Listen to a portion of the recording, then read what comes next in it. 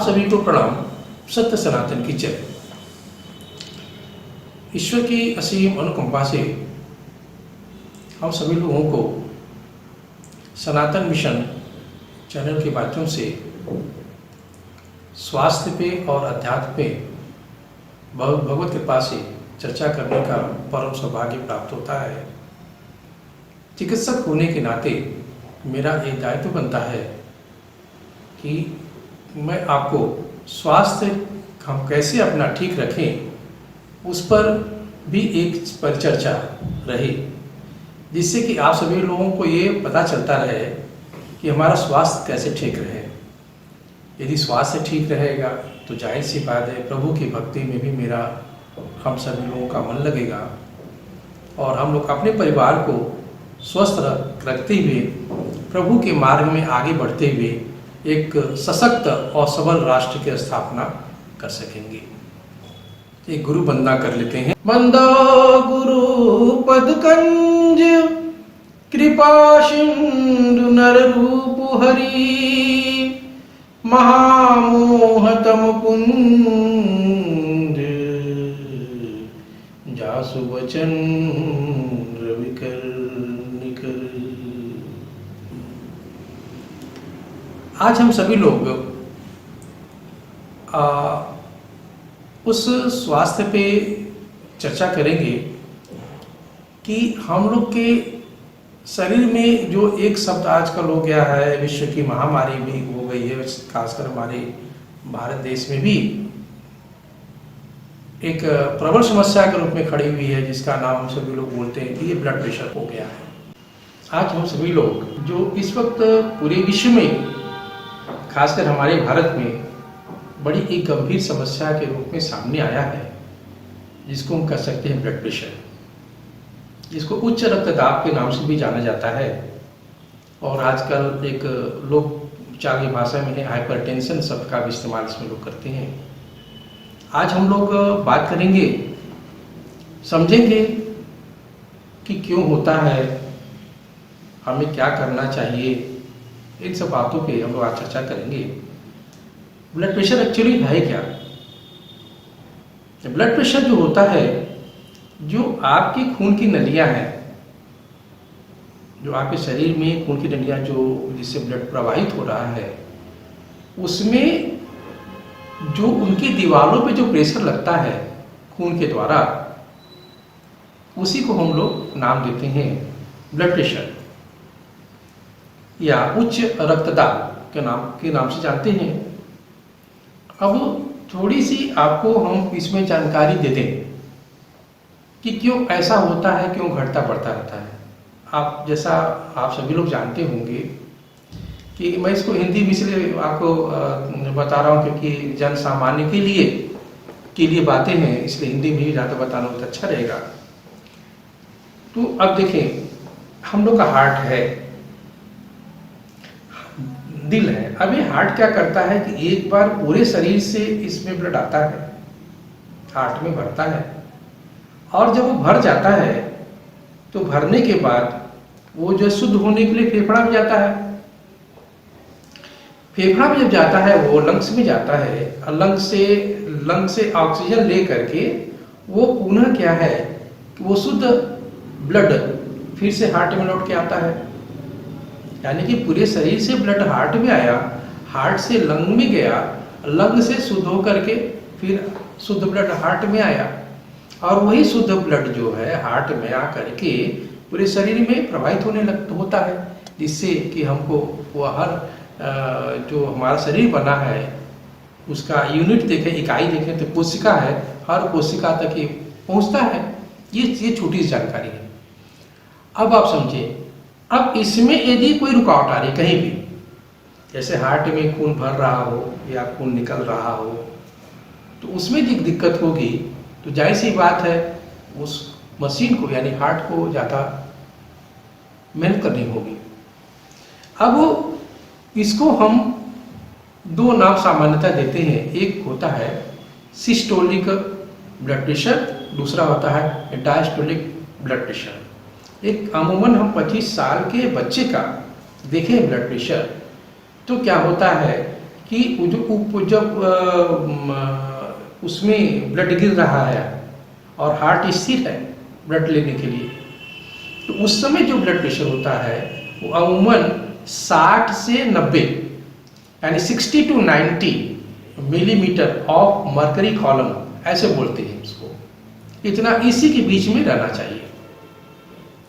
और ये जिसको बोलते हैं डायस्टोलिक ब्लड प्रेशर, यानी कि हार्ट जब स्थिर है, अब हार्ट ने ब्लड ले लिया, अब ब्लड लेने के बाद जब उसको पूरे शरीर को शुद्ध रक्त को भेजने लगता है, ब्लड भेजने लगता है, तो उसको मेहनत करनी पड़ती है, तो उसको हम लोग कहते हैं सिस्टोलिक ब्लड प्रेशर।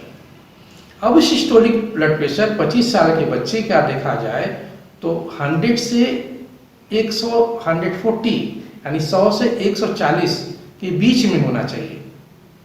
उसको मिलीमीटर ऑफ मरकरी कॉलम भी शब्द का भी इस्तेमाल कर लेते हैं उसमें हम लोग, तो इतना होना चाहिए।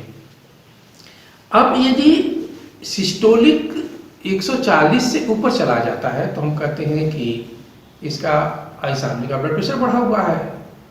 और यदि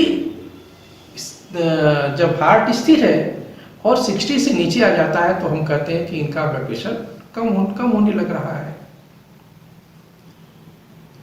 और ये रेंज है, मैंने रेंज बताई, रेंज में ऊपर नीचे जब भी वो ऊपर होगा तो आप कहेंगे बढ़ा हुआ है, नीचे होगा तो हम बोलेंगे कि वो कम हो रहा है। ये सामान्य सी बात रही। अब इसका हम आपको रीजन बताएंगे क्यों ऐसा होता है। रीजन में आप देखें कि आदमी ओवरवेट हो गया, तो जाहिर सी बात है ओवरवेट हो गया तो हार्ट को ज़्यादा काम करना पड़ेगा। हार्ट को ज़्यादा काम करना पड़ेगा तो उसका ब्लड प्रेशर उस आदमी का बढ़ जाएगा। और यदि वो ज़्यादा नमकीन, दूसरा कारण भी है कि यदि वो ज़्यादा नमकीन युक्त नमक से भरा हुआ भोजन करता है और तो उसका भी ब्लड प्रेशर बढ़ना निश्चित है। तीसरे में देखेंगे कि यदि वो कोई काम धाम नहीं करना चाहता, तो आराम खूब आराम कर रहा है, तो जाहिर सी बात है देखिए हार्ट में हमारा मांसपेशियों से मिलकर बना हुआ है। अब ये मांसपेशियां जो है काम करने की क्षमता कम होने लगती है, तो उस केस में भी ब्लड प्रेशर बढ़ने लगता है। चौथा, जैसा आप सभी जानते होंगे कि शराब का सेवन, सिगरेट का सेवन, वो काफ़ी का ज़्यादा सेवन करना भी घातक होता है, ब्लड प्रेशर बढ़ा देता है। और आज सबसे बड़ा जो कारण है वो तनाव, स्ट्रेस। स्ट्रेस एक मानसिक ऐसा रोग हो गया है कि जिसकी वजह से ब्लड प्रेशर वो बढ़ जाता है। अच्छा टाइम में हम यदि कोई 70 साल का हो गया, 60 साल का हो गया, तो थोड़ा बहुत ब्लड प्रेशर उसका बढ़ जाता है। और एक दुर्गुण और आ गया समाज में कि आजकल के बच्चे जो हैं वो इन सब के अलावा भी जो है बाजार की जो चीज़ें, बर्गर है, पिज्ज़ा है, स्नैक्स है, क्या क्या वाट चीज़ें हैं, जिसमें इस तरह के केमिकल मिले हुए हैं कि वो पदार्थ यदि सड़ा हुआ भी है तो आपके जीभ को शून्य कर देता है और वो चीज़ आपको बहुत अच्छी लगती है। ये सब कारण भी है मोटापे के और ब्लड प्रेशर बढ़ने के। अच्छा, अब इससे क्या नुकसान होता है? नुकसान देखें। नुकसान में ये है कि अब यदि ब्लड प्रेशर बढ़ा हुआ है तो ब्रेन में जाएगा। ब्रेन में जाएगा तो ब्रेन में, जैसे आप सुई देखते हैं ना, तो सुई मतलब से अपने बाल देख रहे हैं, बाल की तरह बड़े पतले कोशिकाएं, वो नसें हमारी होती हैं, रक्त वाहिकाएं होती हैं, जिसको कैपिलरीज नाम हम देते हैं। अब ये कैपिलरीज जो है सडनली फटने का भी डर बना रहता है। हार्ट भी अपने साइज से फूल जाता है और कमजोर होने लगता है। तीसरा, लीवर भी खराब होने लगता है। चौथा पे आप आएंगे तो आप देखेंगे जो किडनी है, किडनी क्या करता है कि पूरे शरीर से जो जहर वही बाहर निकालता है किडनी। तो किडनी में जैसे आप चाय की छन्नी देखते हैं ना, उसी तरह से एक छन्नी की तरह काम करता है वो। और यदि ब्लड प्रेशर शरीर का बढ़ा हुआ है तो उसी किडनी पे वो ठक करके मारता है और वहाँ किडनी को तोड़ता रहता है। और फिर आप किडनी के रोग से भी वो ग्रसित हो सकते हैं। इसका इलाज क्या है? इलाज के पहलू में अभी चूंकि ये एपिसोड डॉक्टर्स भी देख रहे हैं, तो मैं डॉक्टर्स के लिए भी एक ये बात कहना चाहूँगा कि आप कैल्शियम चैनल ब्लॉकर्स जब आप उन्हें देते हैं तो कैल्शियम चैनल ब्लॉकर्स क्या करता है कि वो हार्ट की मांसपेशियों में कैल्शियम को जाने से रोकता है और आपके हार्ट को वो प्रिवेंट करता है, बचाता है, और ब्लड वेसल्स को भी वो बचाता है और हार्ट को मेंटेन करता है, ब्लड प्रेशर सामान हो जाता है। दूसरा, यदि इससे भी नहीं समझ रहा है तो वो हमारी सलाह है कि आप डायूरेटिक्स इस्तेमाल करें, जिससे कि जो सोडियम वगैरह एक्स्ट्रा हो गया बॉडी पार्ट्स में वो अपना एक्सपेल आउट हो जाए और पेशेंट को आराम हो जाए। लेकिन हम आप सभी लोगों से कहना चाहेंगे बिना डॉक्टरी सलाह के आप कोई दवा ना करें, उनके पास आप जाएं। आप देखिए, एक WHO ने एक बताया, उसको हमारे यहाँ बहुत पहले, सदियों पहले लिख दिया गया, से पहले लिख दिया गया, समदोषः समाग्निश्च समधातु मल क्रिया अप्रसन्न आत्मेन्द्रिय मनः स्वस्थ इति अभिधीयते।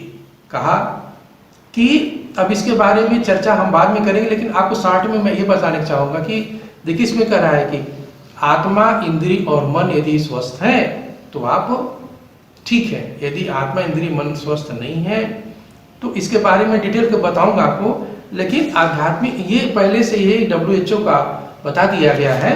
और देखिए, यदि हम ट्रीटमेंट का पार्ट आध्यात्मिक पहलू ले इसका, तो आप ये समझ लें आपको क्या करना चाहिए।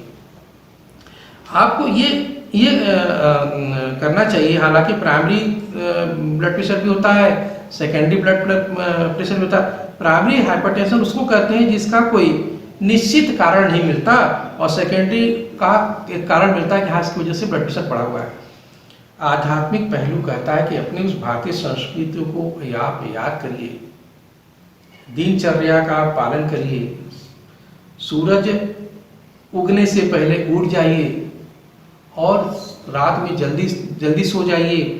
आहार पे अपने विशेष ध्यान कर दीजिए। अभी हमने जो ऊपर इसका इंडिकेशन दिया है, चलना फिरना बहुत जरूरी है। अपने वर्क को, अपने काम में मन लगा करिए, टेंशन को हटा दीजिए, भगवान के चरणों में मन को लगा दीजिए, और सूरज भगवान के सामने जरूर से आप वहां बैठिए और इन सब बातों का विशेष ध्यान रखिए। माता पिता का सेवा करिए, मन शांत रहेगा, आशीर्वाद के साथ में प्रभु में मन लगाइए। और कहते हैं ना कि तोरा मन दर्पण कहलाए, तोरा मन दर्पण कहलाए। सारी स्थिति मन की है, मन को यदि आपने संभाल लिया तो आप सुधरे। जय श्री राम।